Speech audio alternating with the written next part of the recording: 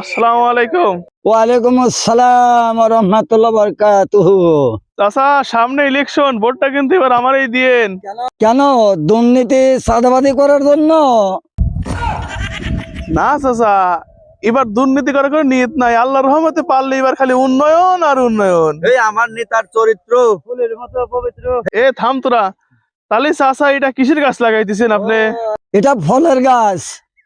2-4 বছর পরে ফল ধরবো, অনেক ফল ধরে। দেখ কি চাচা হয়েছে পাগল, লাগাতেছে জংলি গাছ। এই গাছটা বলে 2-4 বছর পর ফল হবি? কই কি দেখ, পাগল হয়ে গেছে। ও, এটা বোঝো ওটা বোঝো না। এই গাছ থেকে যেমন ফল চাওয়াটাও বোকামো, তোমার কাছে দেশের উন্নয়ন চাওয়াটাও বোকামো।